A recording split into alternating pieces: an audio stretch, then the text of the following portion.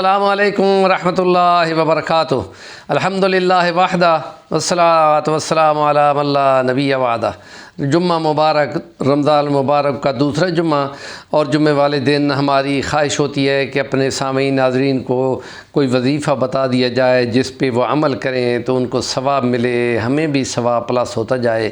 تو اس میں ابن حبان کی صحیح حدیث کی کتاب ہے، کچھ اور کتابوں میں بھی ہے کہ حضرت ابو ہریرہ فرماتے ہیں نبی کریم صلی اللہ علیہ وسلم نے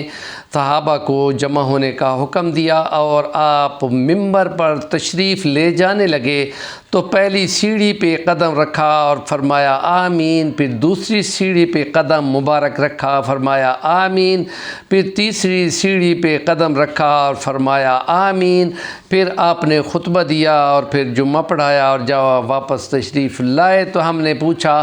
آج آپ نے خلاف معمول 3 دفعہ آمین آمین آمین بولی ہے اللہ کے رسول صلی اللہ علیہ وسلم؟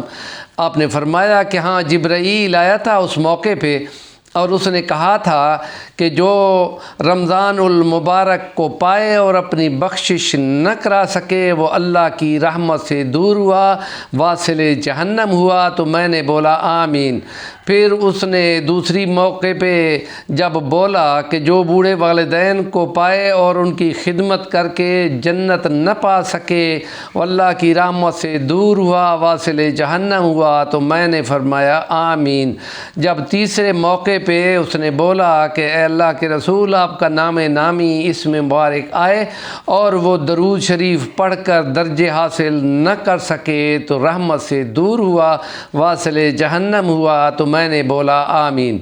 یہ حدیث مبارکہ ہمارے اس آج کے جمعے کے لیے کہ دوسرا عشرہ آج شروع ہو گیا ہے، مغفرت کا ہے، پہلے رحمت کا تھا کہ اللہ کی رحمت بہت وسیع ہے، 100 حصے ہیں، ایک حصہ دنیا کو دے رکھا ہے اور 99 حصے آخرت میں وہ استعمال کرے گا۔ بڑی شان ہے، اللہ تعالیٰ بخشش کے تقاضے پورا کرنا چاہتا ہے، ہمیں صرف کچھ کرنا چاہیے، اس کے بہانے چاہیے۔ تو اس کے لیے یہ رمضان المبارک ہے جس میں روزے اچھی طرح رکھے، اور بلا وجہ کے کسی وجہ سے جب تک کہ ڈاکٹر حکیم منع نہ کرے اس وقت تک آپ روزہ نہیں چھوڑ سکتے، ورنہ گناہ ہوگا، اللہ کا فرض ہے۔ اور اس کے لیے اچھی طرح محفوظ رکھا جائے، آنکھوں کو، کانوں کو، زبان کو چکھنے سے، کھانے سے، پینے سے، خواہشات سے، اور حرام سے بھی روکا جائے، غیبت سے، بہتان سے، کانوں کو گانوں سے، آنکھوں کو بد نظری سے اور گندی فلموں سے بچایا جائے۔ تو روزہ پھر